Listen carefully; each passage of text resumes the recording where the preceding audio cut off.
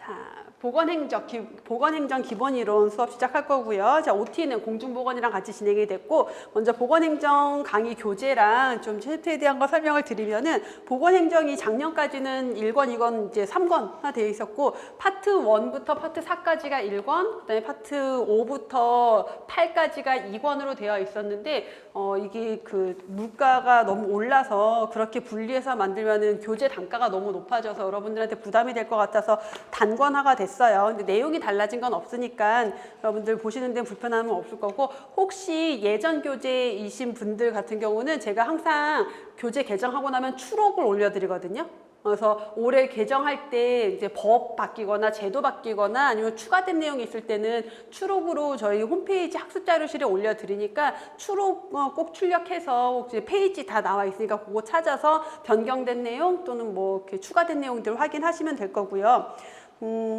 교재에서 뭐 챕터 한번 보시면은 공중보건에서도 마찬가지지만 차례 보시면은 보건행정도 행정학 원론이라는 원론, 그러니까 우리 그 행정직 공무원들 시험 보는 행정학이 있고 그 행정학에 보건을 넣은 거예요. 자, 그러다 보니까 여러 가지가 이제 합쳐져 있다라고 보시면 되겠고, 그래서 파트 1부터 파트 4까지는 딱 보건학과 관련된 내용들, 보건에서의 행정 내용이 되는 거고요. 뒤로 넘겨서 그 재무행정부터는 보시면, 그러니까 파트 5, 6, 7 재무행정, 그리고 정책, 기획이론, 조직, 인사행정은 아주 행정학 원론이에요. 그래서 여러분들이 사실 공부할 때 여기가 어려워요. 재무행정, 정책이랑 기획, 그리고 조직, 인사행정을 굉장히 어렵게 느껴요. 왜냐하면 보건학 공부하시는 분들이 좀 접해보지 못했던 행정학 원론적인 내용들이 나오기 때문에 용어도 너무 생소하고 학자도 너무 생소하고 그래요. 그래서 제가 좀 재밌게 잘 설명해 드릴 거여서 보건행정 보통 제가 강의하고 나면은 보통 처음에 학생들이 보건행정 너무 어려워요. 공부하기 너무 어려워 막 그러는데 나중에 시험 보고 나면은 보건행정은 100점 맞았어요가 더 많아요. 왜냐면 범위가 조금 압축되어 있기 때문에 그렇습니다. 자, 그다음에 우리 연구사 준비하시는 분들은 파트 1부터 파트 4 사회보장까지가 보건학의 범위로 사실은 들어가요. 왜냐면 보건에서의 행정 내용이기 때문에 여기까지가 보건학이고, 뒤에 있는 재무행정, 정책이론, 뭐 기획이론, 조직, 인사행정 이 행정학 원론은 사실 보건학의 내용이 아니에요. 그래서 여기는 범위에 안 들어가요. 그래서 여러분들 보건연구사 준비하시는 분들은 파트 4까지만 보시면 되는데, 문제는 이제 연구사 준비하시는 분들이 아시겠지만 계속 여러분들이 모르는 문제를 내려고 애를 쓰다 보니까 내기 쉬운 게 행정학 원론 내용이기도 해요. 그래서 매년 한 문제는 아니지만 지역별로 간혹 가다가 행정학 원론 문제가 한 문제씩 나오는 경우들이 있어요. 근데 이게 앞에 없는 내용이기 때문에 모르는 내용이 되고, 그래서 어렵다 보니까 연구사 준비하시는 분들이 이건도 이제 다 봐야 돼. 파트 5부터 5, 6, 7 여기도 다 봐야 돼. 이런 마음으로 접근하시는 분들도 있는데, 그거는 본인이 이제 선택하셔야 돼요. 저는 개인적으로는 그렇게 공부하기에는 효율성이 너무 떨어진다. 그러기에는 너무 많은 에너지를 투입해야 되는데 문제가 나올지 안 나올지도 몰라요. 그럴 바에는 핵심적인 내용들에 집중을 하고, 대신 그 연구사 문제에 출제가 됐던 행정학 원론 문제들 중에서의 대부분은 공중보건 파트 10에 보건행정에 들어가 있으니까 그걸 공부하시면 되고, 그 다음에 그걸 넘어서 추가된 행정학 원론 내용들은 보건연구사 기출문제집에 제가 다 넣어드렸어요. 그래서 그 정도로 선택해서 공부하시는 게 훨씬 더 효율적이다라고 말씀을 드립니다. 그럼에도 불구하고 나는 재무행정, 정책, 조직, 인사행정 다 공부하고 싶어요 라면은 학원으로 전화하세요. 요거 강의 다 넣어달라고 하면 제가 넣어드리라 그랬거든요. 볼 수 있게 해드리라 그랬거든요. 그러니까 원하시는 분들은 그렇게 하셔도 되지만 정말 그건 너무 비효율적이다라고 말씀을 드립니다. 이렇게 교재 설명하고요. 자, 보건행정도 공중보건교재와 마찬가지로 맨 뒤에 보시면 찾아보기가 있어요. 그래서 각각의 용어들이 있으니까 여러분들이 이거 본 적은 있는 것 같은데 어디 있는지 모르겠다라고 한다면 그 용어 찾아서 보시면 된다라는 거.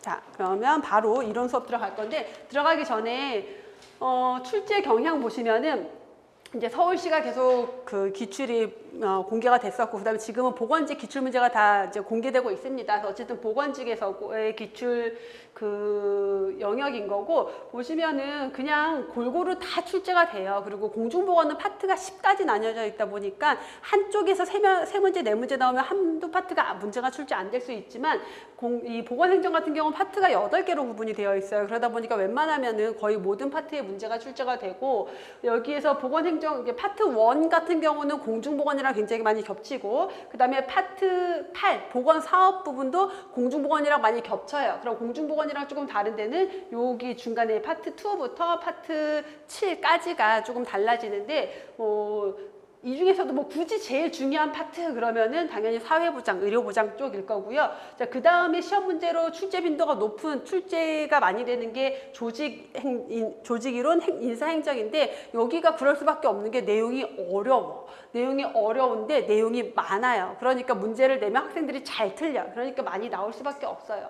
어쨌든 공중보건과가 마찬가지로 어느 한 구석 빼고 공부할 수는 없다라는 거. 하지만 공중보건보다는 막 달달 외워야 될 것도 별로 없고 범위도 훨씬 좁고 요 안에서만 거의 문제가 나온다라고 보시면 돼요. 그래서 공부하시기엔 훨씬 수월한데 처음이 어려워요. 이해하고 따라가는데 분명 수업 들을 땐 이해했는데 다음에 보면은 처음 보는 것 같고 너무 생소하고 이런 특징이 있는 게 보건행정입니다.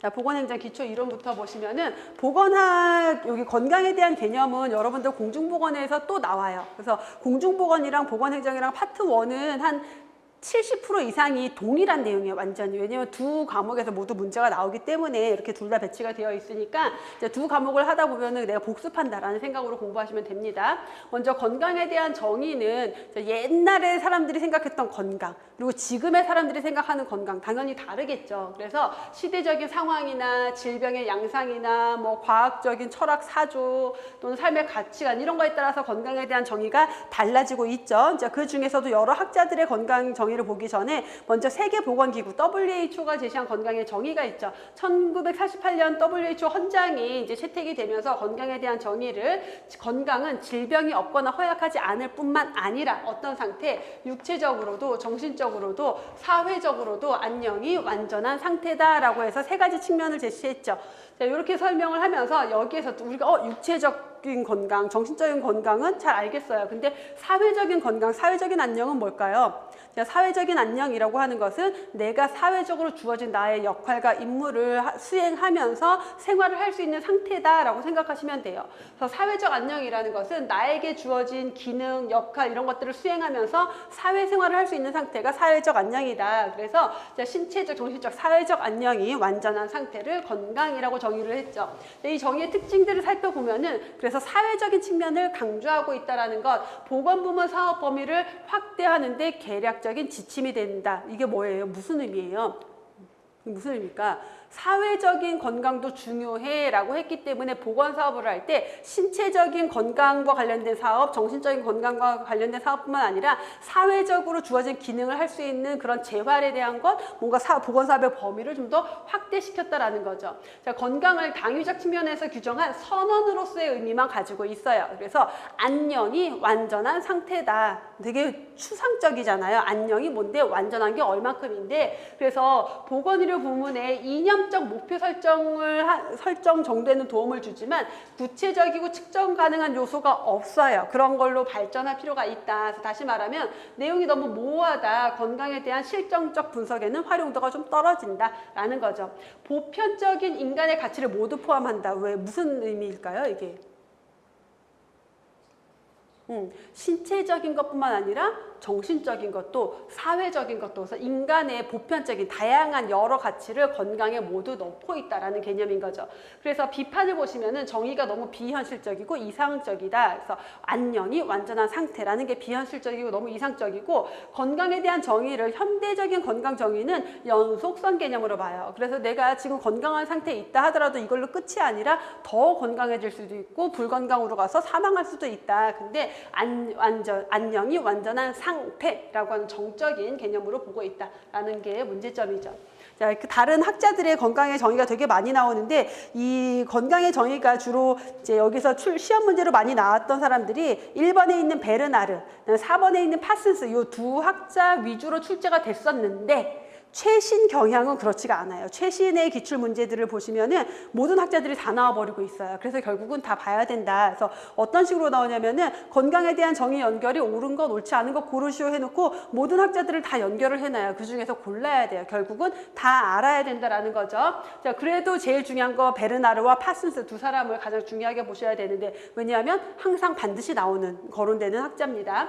그래서 베르나르는 이게 베르나르라고 하고 여러분들이 영문으로 좀 보셔야 되는 되는데 이게 이제 프랑스 사람이라 베르나르인데 영어식으로 읽으면 버나드예요. 그래서 얘가 버나드라고 나올 때도 있고 베르나르라고 나올 때도 있어요. 그러니까 영문으로 이름을 보셔야 되고, 자, 건강이란 외부 환경 변화에 대하여 내부 환경에 뭐가 항상성이 유지된 상태다. 그래서 밖의 환경, 지금 요즘 온도 엄청 높잖아요. 날씨 너무 더워서 막 온도가 38도 이렇게 올라가도 39도, 40도 올라가도 내 체온은 36.5도를 유지해야 되는 거. 지금 우리가 실내 공기가 막 차가워져서 18도, 19도 온도가 그래도 내 체온은 36.5도로 유지되는 것. 이게 항상성이고, 이게 깨지면은 뭐 열사병 같은 걸로 사망할 수도 있고 저체온증으로 사망할 수도 있는 거죠.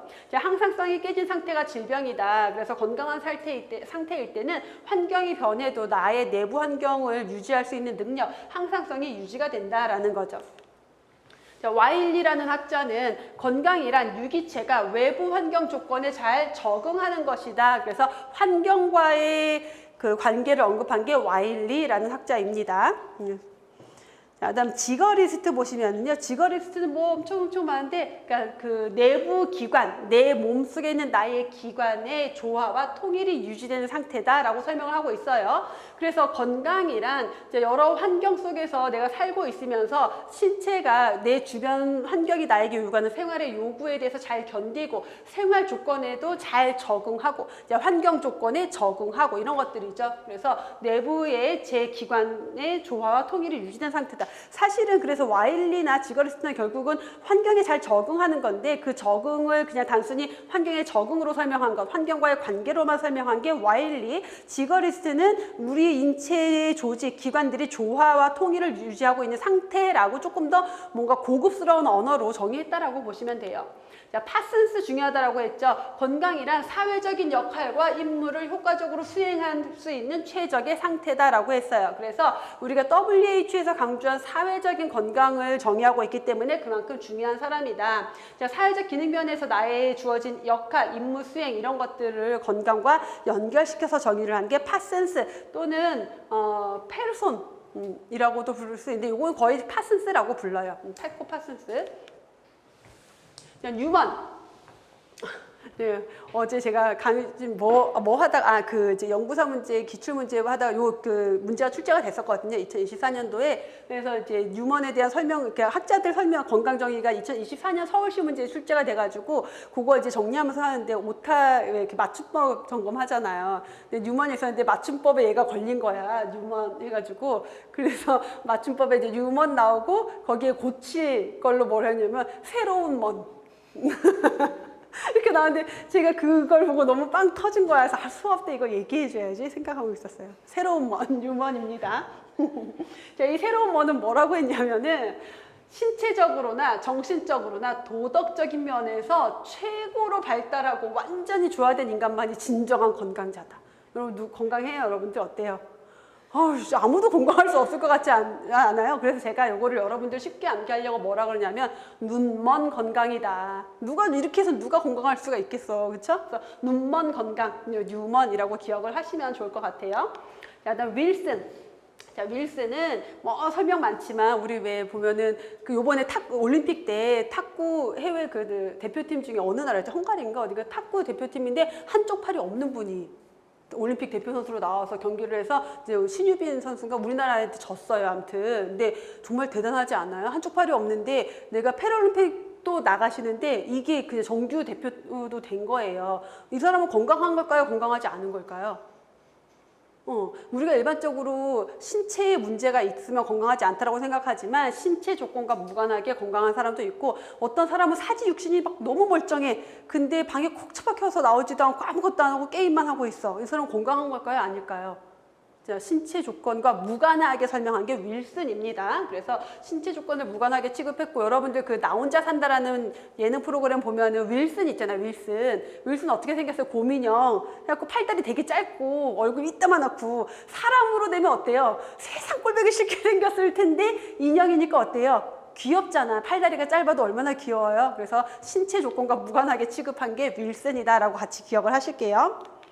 자, 스미스라고 하는 학자는 건강의 개념을 4가지 개념으로 분류해서 설명을 했습니다. 자, 임상적인 개념, 역할수행 개념, 적응 건강 개념, 행복론적 개념으로 구분을 했는데, 임상적으로 보면은 질병, 증상, 불구가 없는 상태가 건강이고, 역할수행이라고 하는 것은 사회적인 건강의 개념이다라고 보시면 돼요. 그래서 일상적인 역할수행하는데 어려움이 없다. 적응 건강 개념은 우리가 환경과 얼마나 잘 상호작용하고 적응을 잘하느냐. 행복론적 개념은 자아 실현으로 좀 더 높은 수준의 안녕을 추구하는 것. 그래서 내가 조금 더 행복을 추구하는 건강에 대한 개념이다라고 보시면 되겠죠. 자, 마지막으로 던힐이라고 하는데, 던이라는 학자는 건강과 불건강의 연속선 개념을 제시했습니다. 그래서 지금까지의 건강 개념 정의를 보면 다 이런 상태가 건강이다라고 정적으로 설명하고 있는데, 던이라는 학자는 건강을 연속선 위에서 움직이는 개념으로 봤다라는 거예요. 그래서 건강한 사람이 더 건강해서 최상의 건강으로 갈 수가 있고요. 건강한 사람이 질병으로 가서 죽음으로 갈 수가 있다. 그래서 건강 상태라고 하는 것은 결국 뭐냐면,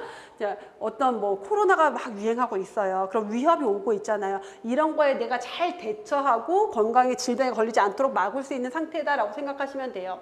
자, 불건강한 상태는 적절히 대처하지 못한 상태로 넘어가는 거고, 최적의 건강 상태는 이제 나에게 몇 가지 결함이 있다 하더라도 이런 것들을 잘 관리하고 극복해서 일상생활을 잘 유지하는 상태를 최적의 건강이다라고 설명을 하고 있습니다. 그다음에 기본권으로서의 건강이라는 게 나오는데, 그 건강권이라는 단어가 좀 생소해요. 근데 우리가 건강권은 생존을 위한 가장 기본적인 우리의 권리다라고 생각하시면 돼요. 그래서 굉장히 다양한 법에서 건강에 대한 권리, 모든 국민이 가져야 될 권리를 명시를 하고 있기 때문에 요거는 그냥 가볍게 여러분들밖에 중요하게 이게 시험 문제로 나오거나 그런 내용들은 아니지만, 법적으로 이렇게 건강권을 규정하고 있다라는 거, 그건 뭐냐면 국민들이 건강할 권리가 있다. 그러면 이걸 누가 책임을 져줘야 된다? 국가가 어느 정도 책임을 져줘야 된다. 그래서 건강에 대한 사회적 책임을 강조하고 있다는 개념만 알고 계시면 돼요. 그래서 헌법, 대한민국 헌법 제10조에 보시면은 모든 국민은 인간으로서의 존엄과 가치를 가지며 행복을 추구할 권리를 가진다. 자, 존엄과 가치를 갖는다라는 게 결국은 건강해야지 나의 존엄과 가치가 유지되고 건강해야 행복을 추구할 수가 있겠죠.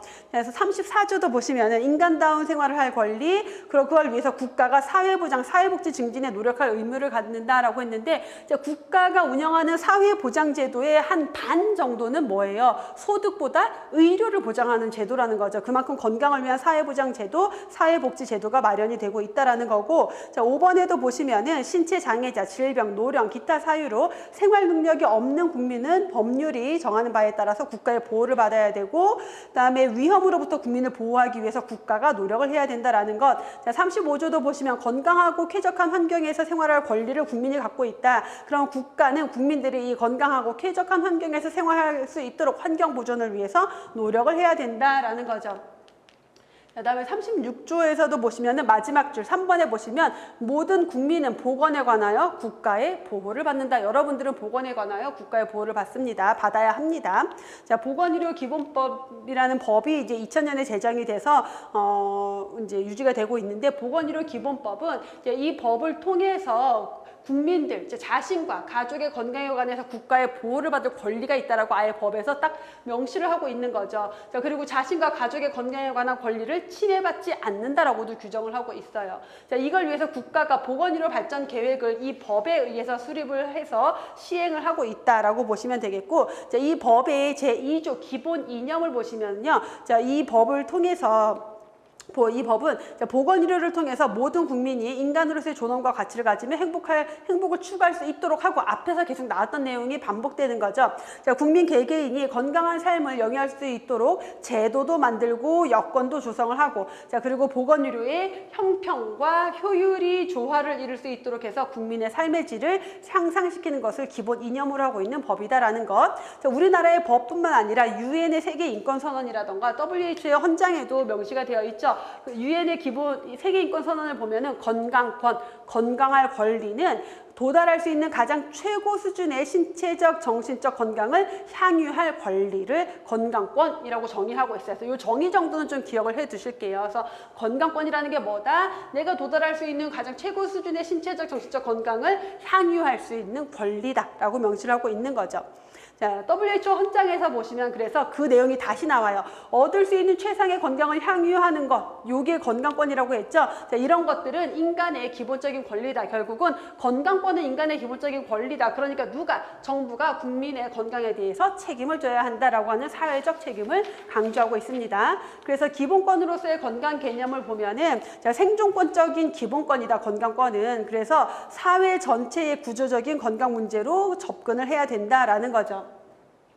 그래서 균형적인 자원 배분이 이루어져야 되고 보건의료 서비스에 대한 접근성도 높여줘야 되고 환경오염, 산업재해 이런 것들은 개인이 관리할 수 없습니다. 국가가 책임을 져야 되고요. 필수적인 보건의료 서비스의 양과 질 이런 것들도 잘 개선을 해서 형평성도 높여야 한다라는 걸 명시하고 있죠. 자, 건강과 질병에 대한 개념들, 먼저 건강과 질병에서 건강의 장 이론이라는 게 나오는데 랄론드 보고서는 시험 문제 뭐 공중보건이든 보건행정이든 시험 문제 빈출이에요. 그래서 랄론드는 요거 연도까지 같이 봐두실게요. 랄론드 캐나다 보건성 장관이었어요. 그 당시에 1974년에. 그래서 뭐 장관님이 직접 보고서를 썼겠어요. 이제 밑에 직원들이 연구를 해서 보고서를 만들면은 누구 이름으로 장관님 이름으로 발표가 돼서 랄론드 보고서가 된 거죠. 이게 뭐냐면 1900년대에 들어오면서 우리가 이제 감염병은 거의 어느 정도 잘 잡은 것 같은데 만성질환으로 인한 건강 문제가 계속 문제가 되면서 의료비 지출이 커졌다라는 거예요. 그럼 이 다양한 만성질환들, 고혈압이나 당뇨병이나 암이라든가 심근경색증이나 뭐 이런 것들을 이런 왜 걸리는 걸까? 이제 이걸 집중적으로 연구하기 시작한 거예요. 그래서 이런 질병, 사망에 대한 연구를 쭉 하다 보니까 사망이나 질병에 영향을 미치는 주요 요인들이 있더라. 그걸 네 가지로 압축을 해요. 유전적인 요인, 환경적인 요인, 생활습관, 보건의료 체계 이렇게 네 가지가 주요하게 영향을 주더라. 그래서 사망에 미치는 영향 또는 뭐 건강에 질병에 미치는 영향을 보면은 가장 영향을 많이 미치는 게 뭐예요? 당연히 생활 습관이 가장 영향을 많이 미치고 생물학적 요인, 유전이라던가 환경, 의료 제도 같은 것들이 영향을 미친다라는 건데 생활 습관은 바꿀 수 있어요, 없어요? 43%나 영향을 미치는데 생활 습관은 내가 바꾸면 되잖아. 내가 좋은 음식 먹고 탄수화물 덜 먹고 당 덜 먹고 간식 덜 먹고 하면 되잖아요. 그게 개선이 가능하다라는 것. 그래서 생활 습관의 영향이 가장 크면서 개선도 가능한 거죠. 생물학적 요인, 유전자는 어때요? 우리 엄마 아빠가 우리 집에 뭐 가족력에 위암 환자가 되게 많아. 그래서 내 위의 유전자를 바꿀 수 없어요. 이거는 정말 영향을 사실 어쩌면 이 이상으로 훨씬 더 영향을 많이 미칠 거예요. 건강에 정말 영향을 많이 미치는데 유전이라고 하는 거는 유전자를 바꿀 수가 없기 때문에 이걸 어떻게 할 수가 없어요. 그래서 중요한 요인으로 본다기보다는 감수성 요인으로 주로 보게 되는 거죠. 환경은 개선하면 되잖아요. 환경도 영향을 많이 미치고 그 국가의 보건의료 제도, 보건의료 체계도 영향을 많이 미치는데 여기 영향이 그렇게 아주 크다기보다는 어느 정도 영향을 많이 미친다라고 보시면 돼요. 그래서 생활습관과 환경에 대한 중요성, 관리에 대한 중요성을 강조했고 이 중에서 제일 중요한 게 뭐다? 당연히 생활습관이다. 그래서 시험 문제 아주 쉽지만 랄론드 보고서에서 제시된 건강 결정 요인 4가지에 해당하지 않는 것 고르시오. 이런 문제 또는 4가지 결정 요인 중에서 가장 중요한 게 뭐냐? 이런 문제가 출제가 되죠. 자, 질병의 주요 결정 요인들 보시면은 그래서 앞에서 나왔던 내용들이 다시 나오는데 유전적 요인. 그래서 유전적 요인은 여러분들 집 살면서 부모님 딱 건강 보세요. 그래서 내가 아빠 닮았어. 내 아빠가 당뇨병이 있어. 그러면 40 넘으면 당뇨병 웬만하면 올 가능성이 매우 높거든요. 그럼 어떻게 해야 돼? 진짜 열심히 식단 관리, 당뇨에 걸리지 않을 수 있는 식단 관리를 하셔야 되는 거죠.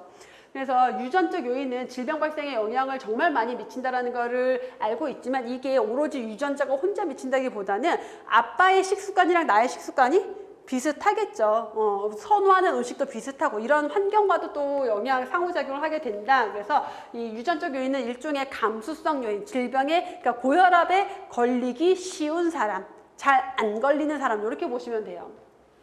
생활습관과 건강 행태, 흡연, 신체 활동, 운동, 일상생활, 음주 시기, 자기관리, 뭐 사회활동 이런 모든 것들이 건강에 중요한 결정 요인이 되겠죠. 그래서 가장 중요한 요인이고 환경적 요인으로는 생물학적 환경, 물리화학적 환경, 사회적 환경으로 일반적으로 나눠서 봐요.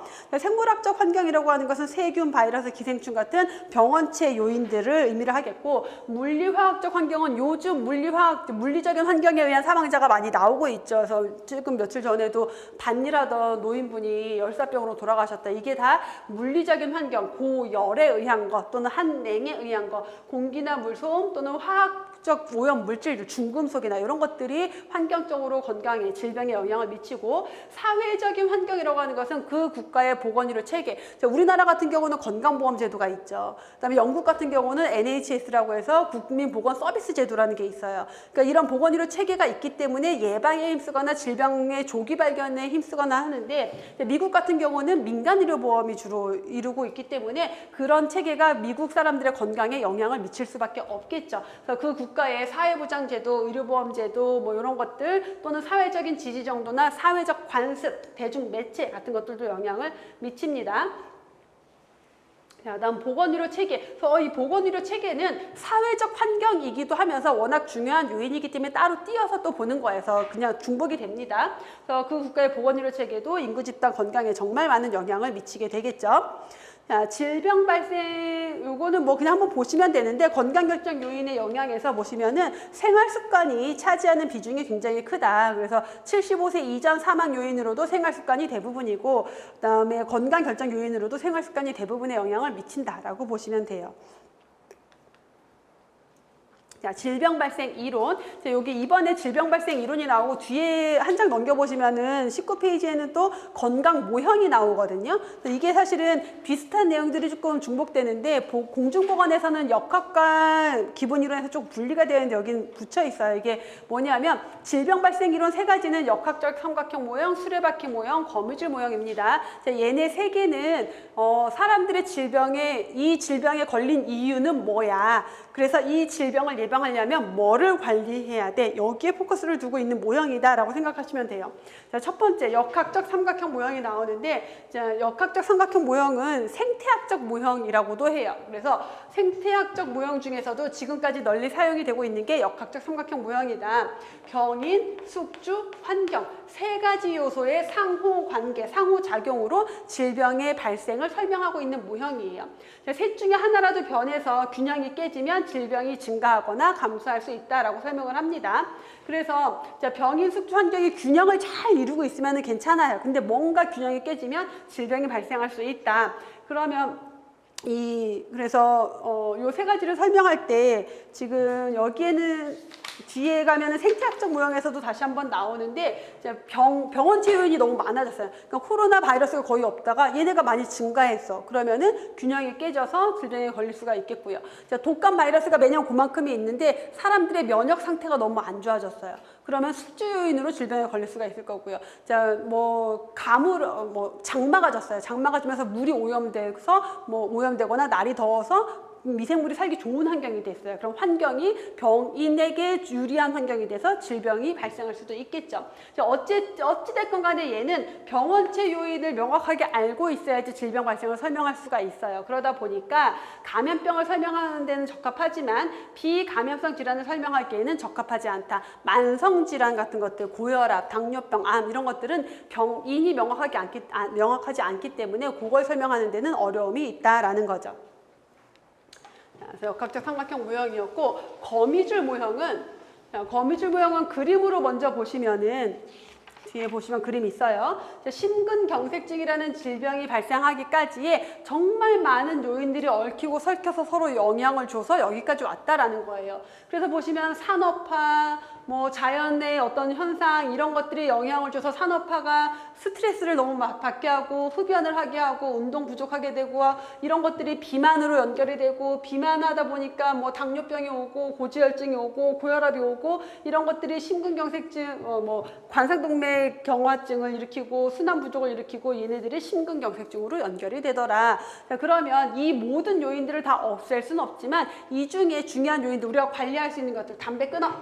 자, 스트레스 받지 않게 하고 비만하지 않게 하고 고지방식 끊어, 이런 식으로 몇 개의 고리를 끊으면은 질병 발생을 예방할 수 있다라고 설명하는 게 거미줄 모형이에요. 그래서 여러 가지 직접적이든 간접적이든 모든 요인들을 거미줄처럼 복잡한 작용 경로가 있다는 것을 다 집어 넣어서 설명하고 있는 거죠. 그래서 이 거미줄 모형의 특징은 병인과 숙주와 환경을 따로 구분하지 않았어요. 그냥 얘네들은 모두가 질병 발생에 영향을 줄 수 있는 요인들이다 모양이다라고 설명하고 있는 거고 그 여러 요인들 중에서 몇 개 요인을 제거하면은 질병을 예방할 수 있다라고 설명하는 게 거미줄 모형이죠.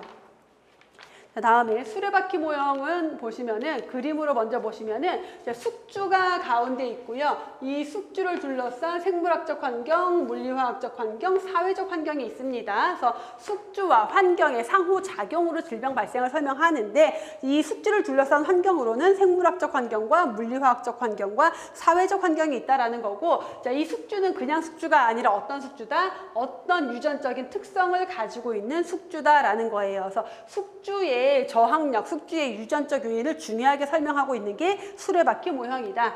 그래서 다시 보시면은 수레바퀴 모형은 숙주와 숙주를 둘러싸고 있는 환경의 상호작용으로 설명을 해요. 자, 비슷한 표현들이죠. 그 역학적 삼각형 모형은 숙주와 병인과 숙주와 환경의 상호작용, 수레바퀴 모형은 숙주와 환경의 상호작용이라고 하는 거고 거미줄 모형은 어때요? 이걸 따로 구분하지 않았어요. 숙주 요인이든 환경 요인이든 병인에 대한 거든 그냥 관련 있으면 다 갖다 집어넣은 거죠. 자, 질병 발생의 다요인설을 뒷받침한다. 그럼 거미줄 모형은 다요인설일까요? 아닐까요? 거미줄 모형은? 그렇죠. 다요인설이죠. 너무 많은 요인들이 영향을 미친다. 그럼 역학적 삼각형 모형은 다요인설일까요? 아닐까요?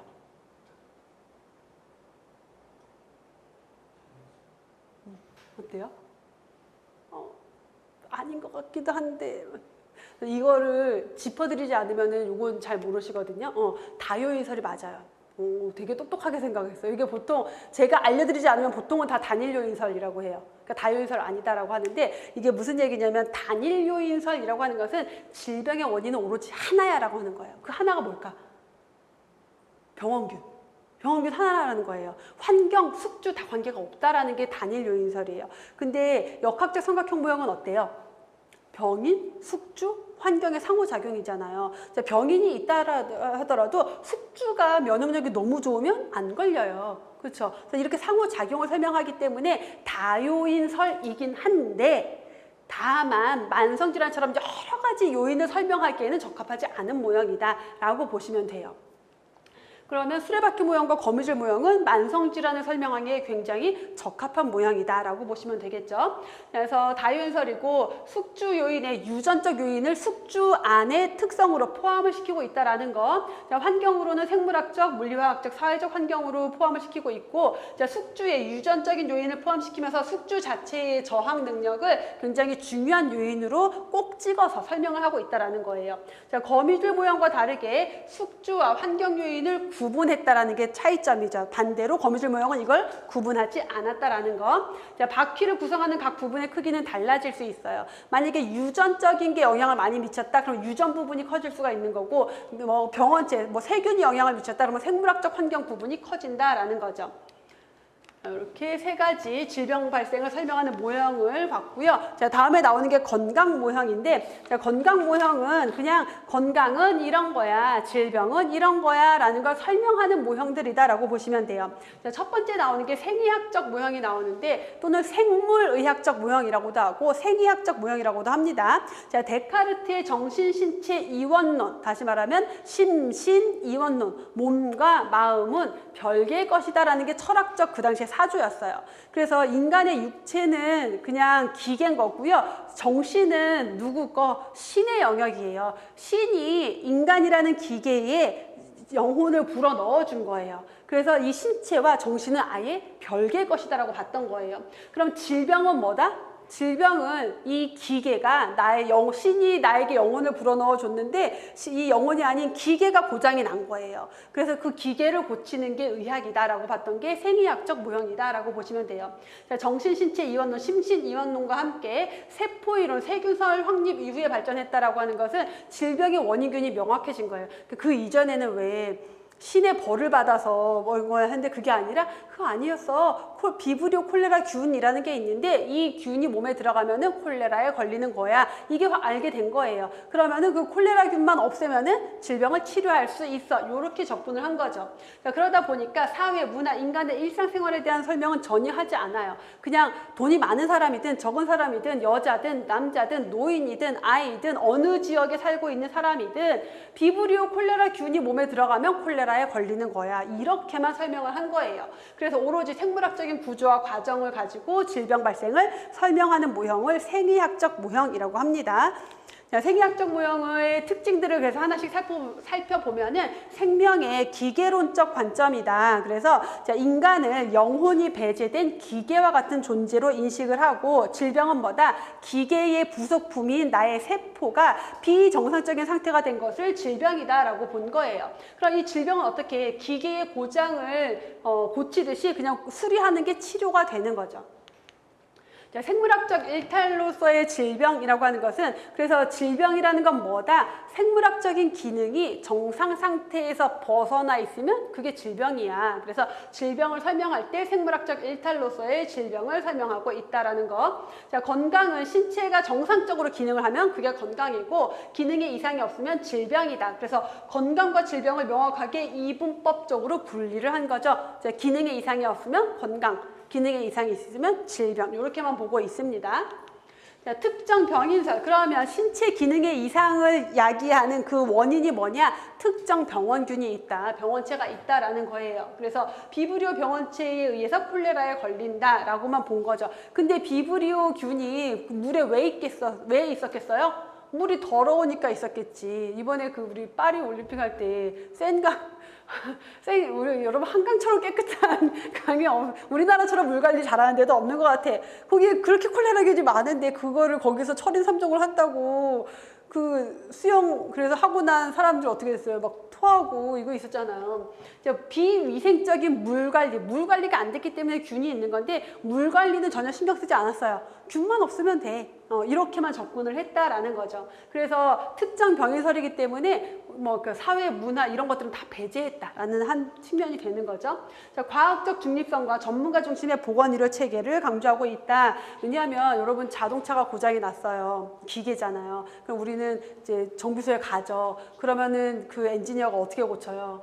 너는 어떤 주인을 만나서 그동안 얼마나 주행을 했고 그러니까 너는 어떻겠구나가 아니라 그냥 어느 부품에 뭐 타이어에 뭐가 박혔네요. 뭐가 망가졌네요. 이렇게 인간의 신체를 봤다라는 거예요. 그래서 자, 모든 사람에게 질병 발생의 기전은 모든 사람에게 똑같고 자, 의학은 질병을 그냥 그런 기계 보듯이 객관적으로 관찰하고 파악한다. 이런 과학적인 중립 자세. 그러니까 이럴 수도 있고 저럴 수도 있고가 없는 거예요. 중립적 자세를 취했다. 자, 그러다 보니까 건강관리와 질병 치료에서 사회 문화적인 영향은 완전히 배제됐다라는 거죠. 전문가 중심의 보건의료 체계로 확립이 됐다라는 거고요. 그다음에 과도한 개입주의. 그러면 자, 이상이 생기면 신체 기능에 이상이 생기면 질병, 이상이 없으면 건강이다라고 했어요. 그럼 건강할 때는 의사가 관리해요, 안 해요? 안 해요. 문제가 생기면 그때 의사가 적극적으로 개입을 하죠. 그렇기 때문에 이거를 과도한 개입주의라고 합니다. 그래서 예방보다 치료를 더 중시했다라는 거고요. 질병에 부속화된 건강 개념이라고 해서 건강에 대해서는 별도로 규정을 하지 않았어요. 건강은 이런 거야가 없어요. 그럼 건강은 뭔데? 질병에 걸리지 않고 남아있으면 그게 건강이야 라고 하는 자녀적 개념의 건강이라고 해요. 이 개념을.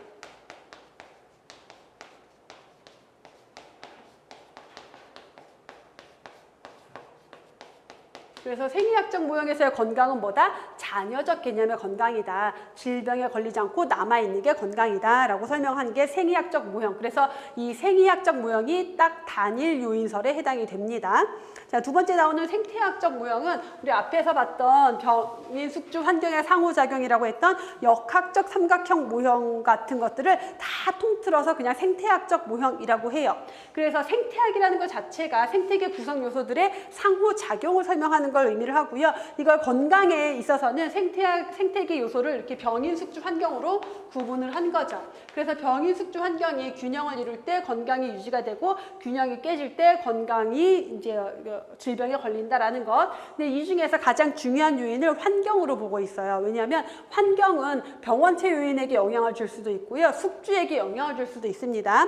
여기 밑에 고든의 지렛대 이론에서 그걸 다시 한번 설명을 드릴게요. 먼저 병인 숙주 환경, 병인이라고 하는 것은 병원체 자체가 가지고 있는 생존 능력, 증식 능력 또는 병원체가 숙주로 침입하는 능력, 감염을 일으키는 능력, 질병을 일으키는 능력들을 병원체 요인의 특징으로 보고요. 자, 숙주 요인은 숙주의 생물학적 요인, 그래서 연령이나 성이나 종족 같은 것들, 행태 요인, 개인의 생활 습관 같은 것들, 체질적인 거, 저항력 이런 것들이고, 환경 요인은 생물학적, 물리화학적, 사회적 환경으로 볼 수가 있습니다. 자, 이 생태학적 모형에 해당하는 이론들이 되게 많아요. 그 중에 하나가 역학적 삼각형 모형 또는 그냥 역학적 모형이라고 하는 거고, 뭐 고든의 지렛대 이론이나 클라크의 삼원론 다 뭐냐면 병인 숙주 환경을 가지고 질병 발생을 설명하는 것을 모두 생태학적 모형이라고 합니다. 자, 그 중에 고든의 지렛대 이론이 나오는데 이거는 여러분들 공중보건에는 요 그림이 있고 제가 보건행정에는 굳이 넣지 않았거든요. 그렇게까지는 출제가 잘 안 되긴 해서. 근데 설명만 좀 드리면은 환경이라는 받침대 위에 이제 저울이 올려져 있어요. 저울이 있고 한쪽에는 병원체 요인, 한쪽에는 숙주 요인이 올라가 있어요. 그래서 얘가 균형을 이렇게 이루고 있으면 건강한 상태인데 어떤 이유로든 이게 균형이 깨지면, 저울의 균형이 깨지면 그거는 질병 상태가 된다라고 보시면 되는데, 만약에 지금 그림이 너무 크니까 제가 좀 작게 해서 설명을 드려볼게요. 환경이 이렇게 있는데 병인이 이렇게 커졌어요. 숙주는 요만한 상태인데 이건 뭐 얘가 무거워져서 균형이 이렇게 깨지겠죠. 이건 뭐예요? 숙주의 숙주인데 병인의 병원체 요인이 증식 능력이 커졌거나 뭔가 유전자 변이를 통해서 감염력이 커졌거나 이런 것들인 거죠. 병인 요인으로. 자, 반대로 이번에는 숙주가 이렇게 커졌어요. 병인은 그대로 있는데 이건 뭐예요? 숙주의 감수성이 높아진 거예요. 감수성이라는 게 뭐예요? 질병에 걸리기 쉬운 상태가 됐다라는 거예요. 그래서 숙주가 질병에 걸리기 쉬운 상태가 돼서 이게 균형이 이렇게 깨지면 또 질병이 유행하게 된다라는 거고요. 자, 숙주랑 병인이 가만히 있었는데 환경이 이동을 해요. 이쪽으로 이동을 했어요. 자, 그럼 누가 무거워졌어요? 숙주가 무거워졌죠? 숙주가 이렇게 꺼지겠죠? 그럼 환경이 어떤 영향을 준 거예요? 숙주에게 불리한 환경이 된 거예요. 숙주가 먹고 살기 힘들게 만든 거예요. 가뭄이 들었거나 장마가 졌거나 뭐 태풍이 왔거나 이런 것들. 자, 반대로 이 환경이 이렇게 오른쪽으로 이동을 하면은 이건 뭐예요? 병원체가 살기 좋은 환경을 만들어 준 거예요. 그래서 막 지금 지구 온난화로 인해서 병원균이 살기 좋은 환경이 되거나 이런 것들이 균형을 깨트리는 원인이 된다라는 거죠. 그래서 고든의 지렛대 이론 다시 보면은 고든이라는 학자는 질병 유행의 기전을 환경이라는 저울 받침대의 양쪽에 병원체와 숙주를 올려두고요. 이걸 가지고 비교를 했는데 환경이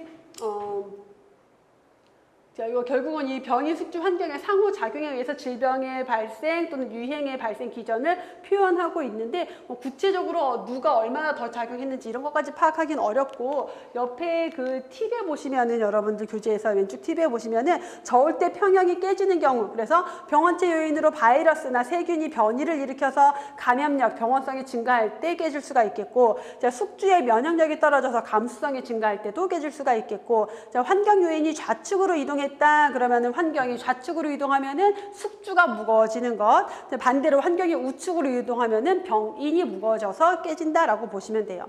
자, 마지막으로 클라크의 삼원론이 나오는데 클라크도 마찬가지로 병인, 숙주, 환경의 상호작용으로 질병 발생을 설명했다라는 것. 그래서 이제 여기에서 안 나오고 조금 뒤에 가면은 질병의 자연사와 예방 단계에서